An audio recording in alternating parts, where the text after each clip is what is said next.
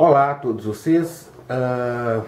Hoje eu vou falar um pouco dos fenômenos que têm ocorrido e que têm tomado, né, não só conta da mídia inteira, mas do nosso psiquismo. Me refiro a esses ataques à arte, a essas questões que começaram com a exposição Queer Museum em Porto Alegre. Na sequência, uma peça que falava de um Jesus transexual foi impedida de ser apresentada no Sesc Jundiaí, que era o Evangelho segundo Jesus, Rainha do Céu. E, por último, a exposição Labette aqui no Museu de Arte Moderna. Não se trata apenas de uma questão de criticar ou dar opiniões pessoais. O que eu vou fazer aqui é tentar olhar para essas questões usando o viés psicanalítico. E para usar o viés psicanalítico eu tenho que inevitavelmente contextualizar, né? Falar desse sujeito frente ao seu tempo, a contemporaneidade, ou hipermodernidade, ou pós-modernidade para alguns, mas falar do sujeito nesse tempo. Falar do sujeito nesse tempo significa falar de um sujeito que tem uma lei introjetada de forma muito frágil, devido à falência daquilo que chamamos de autoridade paterna, né, no cruzamento, no atravessamento do Édipo. Esse sujeito é inserido na cultura de uma forma deficitária, com dificuldades no registro do simbólico, na sua expressão simbólica, com dificuldades de reconhecimento do outro, que faz com que haja um enfraquecimento do laço social, né, de reconhecer esse princípio de alteridade. E é esse sujeito que hoje nós temos aqui permeando esses fenômenos que ocupam o nosso espaço psíquico. Falar desse enfraquecimento, né, significa falar que a posição desse sujeito hoje, né, frente a esse tempo, dentro desse tempo, é uma posição que sugere muita angústia. Se pensarmos que desde o mal-estar da civilização, Freud fala então da renúncia das pulsões primitivas, e ao renunciá-las, o homem tem como moeda de troca o amparo e a segurança oferecida pela sua cultura. Ou seja, para renunciar, o homem para pertencer, para se filiar àquilo que chamamos metáfora paterna, precisa abrir mão então das suas renúncias, precisa renunciar às suas pulsões primitivas, recalcar as suas pulsões primitivas. Ocorre que nos últimos tempos, aquilo que era a oferta da cultura faliu. Não temos mais segurança, não temos mais amparo, né? E a pergunta é, por que então renunciar a essas pulsões primitivas se nada ganhamos em troca, né? Se já nem reconhecemos o outro como par? O que resulta hoje no aumento visível de violência, né, na satisfação imediata do desejo, principalmente no que tange a sexualidade, nas violências sexuais, nos assédios sexuais, fatos como ejaculado em transporte público nas pessoas, coisas que parecem sem sentido, né, mas que quando contextualizamos, entendemos que o homem não está mais abrindo mão das suas pulsões agressivas sexuais, né, porque já não recebe mais nada em troca. O resultado desse desamparo também é uma crescente onda de pânico. Se diante desse caos, dessa angústia, dessa impotência, né, que sentimos ao não nos sentirmos protegidos, inseridos, pertencentes, temos que buscar uma saída para isso. E aí nós vamos ver dois grandes grupos. Um que prima pela satisfação do desejo, da expressão, do pensamento livremente, que vai das artes às violências, né? Não estou colocando aqui a violência, a arte dentro da violência. Estou colocando aqui dentro desse espectro da livre expressão. Há aqueles que vão sublimar através da arte e há os que vão, de alguma forma, fazer o ato, né? Colocar em ato a sua agressividade. Temos um outro grupo que parece cumprir aí uma defesa de regressão, retomando um estágio anterior de desenvolvimento, onde esse caos não era visível, onde essa montagem perversa social ainda não tinha atingido esses sujeitos. Então, fazer uma regressão a isso significa, então, buscar um tempo de moralidade excessiva, um tempo de leis duras, né, para conter, então, essa angústia proporcionada por esse caos. Esse grupo busca, então, um grande outro, um Deus legitimador, um Deus controlador, um Deus punitivo, um Deus organizador, um Deus que vai fazer, de alguma forma, as coisas funcionar a duras penas. Mas, por se tratar de um Deus, né, e o Deus é o nosso inconsciente, no momento em que criamos a figura dessa divindade, e ela tem como função substituir um pai que não mais pode ser sentido fisicamente, um pai que ampara. Então criamos no nosso inconsciente um Deus. Deus é uma invenção do homem, lamento informar. Freud já informou isso há mais de 100 anos atrás. Mas esse Deus legitimador é aquele capaz, então, de pôr ordem nessa bagunça que nós temos hoje no nosso tempo. Aqui eu não vou discutir o que pode estar consciente, né, nesses grupos, as questões econômico-políticas, não me interessa isso aqui. Me interessa esse movimento inconsciente de partir para o ataque, usando de um moralismo excessivo, como, né, uma defesa de regressão mesmo.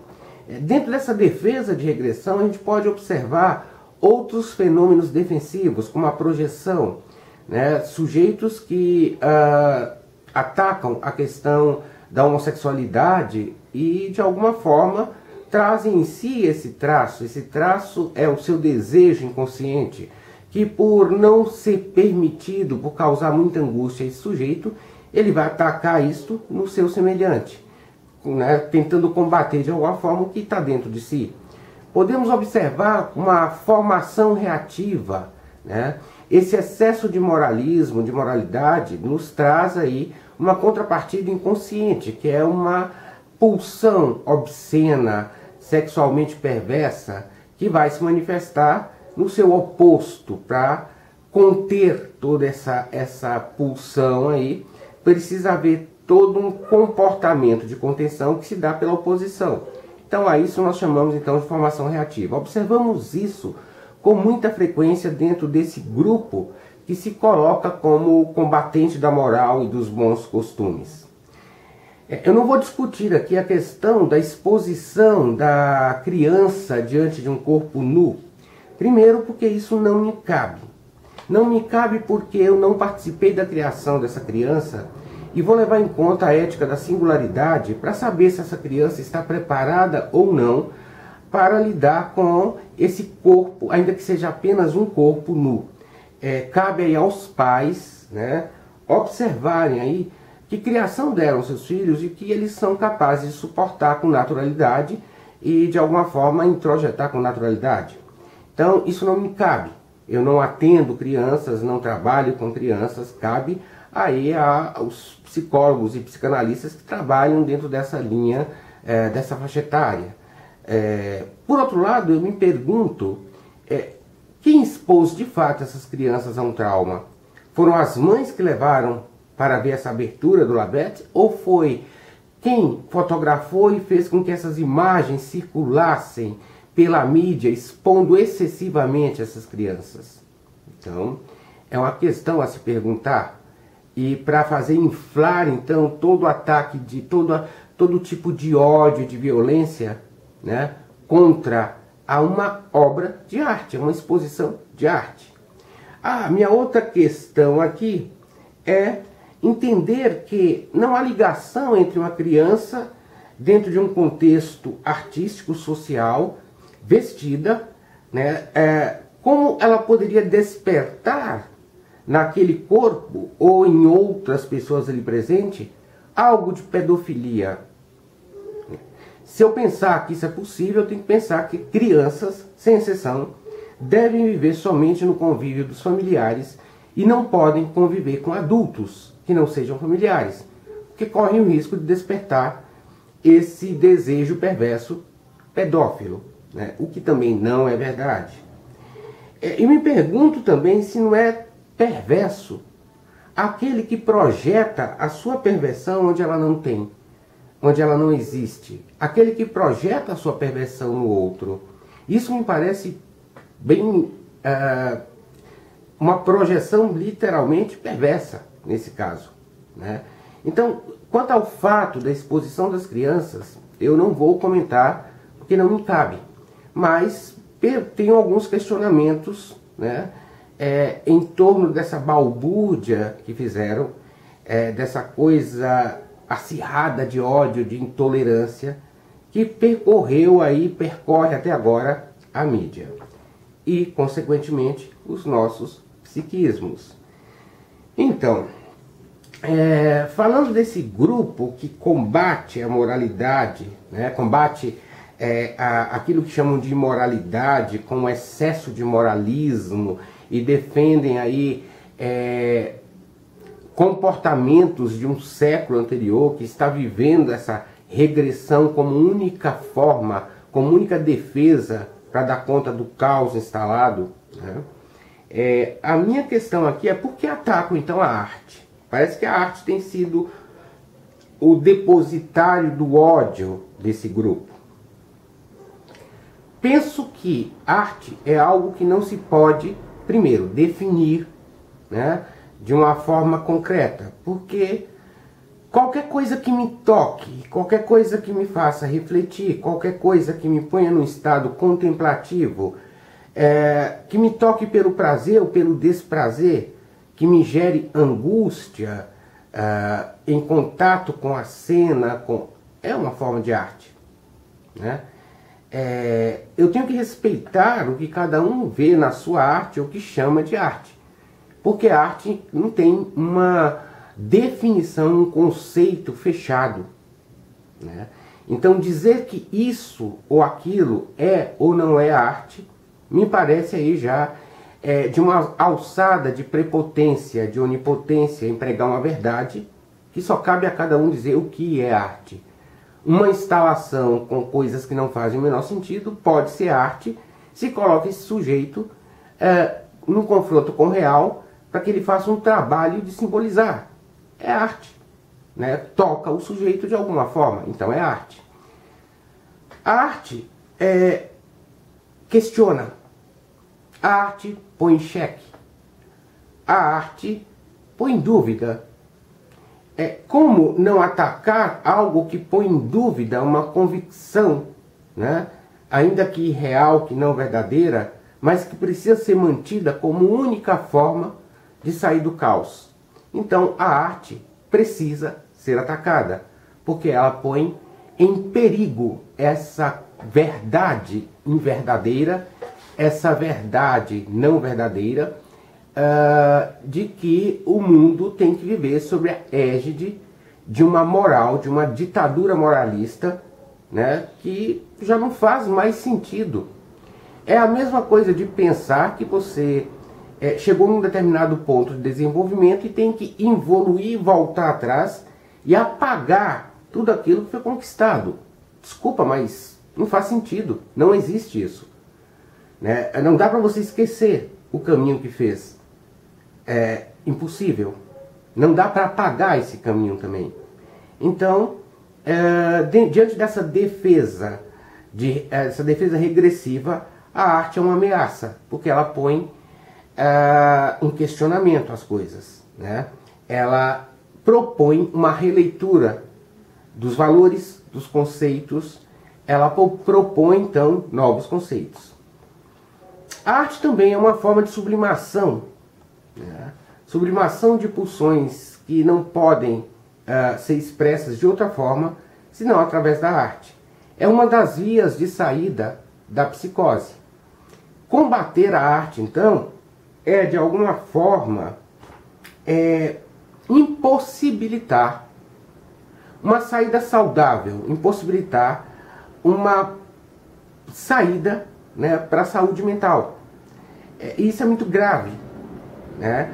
Além de eu não aceitar o questionamento que a arte faz Por outro lado, eu ponho em risco a saúde mental ao atacar e não considerar a possibilidade de existência da arte.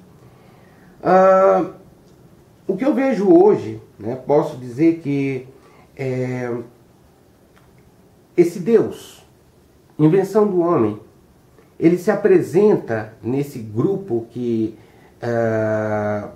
prega os bons costumes e a moral, ele se apresenta como um gozo, literalmente, porque no momento em que Deus é parte de um desejo interditado, só pode ser amado por aquilo que lhe falta, que é a existência. Então, esse Deus é um gozo, né? E sabemos que o gozo gera angústia, pelo menos conscientemente. É um prazer, um desprazer prazeroso, né? É o que move as repetições.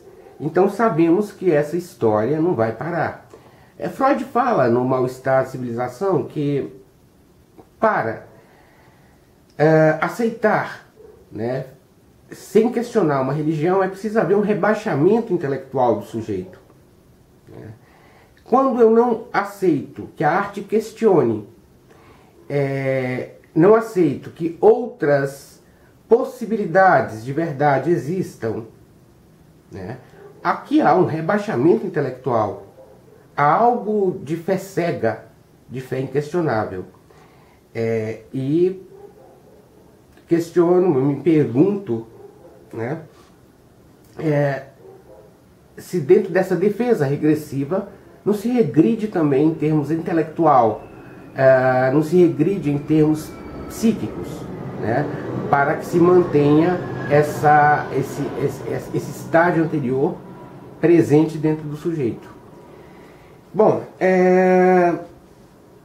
defender um discurso imaginário, né, social, de que a sociedade só pode sobreviver dentro desse parâmetro de moralismo, dentro desse parâmetro ditatorial, né, não aceitar que nada possa entrar para confrontar essa certeza, viver dando manutenção, uma intolerância, né, que tem como único objetivo confirmar a minha crença, porque não estamos falando de ciência, mas de crença, para mim está dentro aí das vias, né, de psicose mesmo, está dentro de um delírio, de uma metáfora, da instalação de uma metáfora delirante, cuja verdade é única, absoluta, a convicção é total, não pode, como não tem aí uma metáfora paterna para amarrar isso, se amarra isso, né, na certeza absoluta. Essa onipotência, essa coisa combativa de que minha verdade é única, me chama muita atenção. Porque se pensarmos na inconsistência disto, é uma inconsistência que, para esse grupo, ela é negada. E não é negada porque se quer negar, é negada porque é recalcada, né? Esse grupo tem como representação o oposto. Aquilo que pregam de moralidade tem em seus representantes a imoralidade. Todos sabem, dado real, dos processos que alguns representantes dessa comunidade evangélica, bancada evangélica, sofrem por violência sexual, assédio sexual, corrupção, né? Então, essa inconsistência precisa ser, literalmente, esse dado real precisa ser negado para que essa convicção de moralismo sem limite possa ser imposta a uma sociedade como a única forma de restaurar o caos e sair da angústia. Para mim, é como se o mundo estivesse psicotizando. As coisas não fazem sentido, né, dessa forma. Então, eu sempre vou questionar aqui questões que estão em plena mudança no mundo moderno. Questões que visam um certo retorno a um momento, né, que não vamos conseguir retornar mais. Os tempos estão mudando, estamos numa transição, ninguém sabe aonde vai, mas é certo que não tem retorno, não tem passagem de volta, né? Tentar voltar é psicotizar, é romper com a realidade, não tem como fazer isso, né? Me ocorre aqui a outra questão da chamada terapia de reversão, né, sexual, de orientação sexual.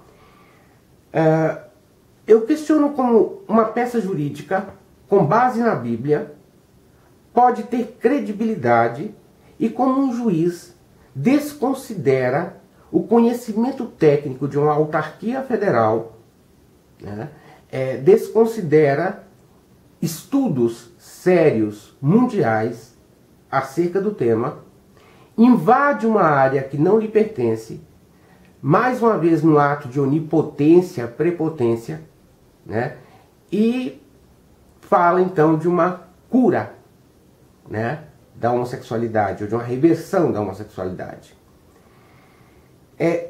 Não defendo aqui que tem que haver homossexuais no mundo, defendo que, uma vez homossexual, todos os estudos mostram que não há como fazer reversão. Uma vez dentro da estrutura neurótica, não se vai para a estrutura psicótica ou perversa. A estrutura é algo irreversível, assim como a orientação sexual é algo irreversível. E estudos científicos mundiais mostram isso. O domínio, o público invade o privado e público se misturam, assim como se misturam atribuições, e todo mundo quer produzir verdades dentro de uma área que não é sua. E isso é perigoso. Isso instala e confirma mais ainda o caos da contemporaneidade que vivemos e aumenta os níveis de angústia, porque você se depara com coisas que não têm sentido, não têm consistência, né? Então esse é o ponto que eu posso olhar assim, a grosso modo sobre esses fenômenos e posso assinalar dentro de uma visão psicanalítica. É isso.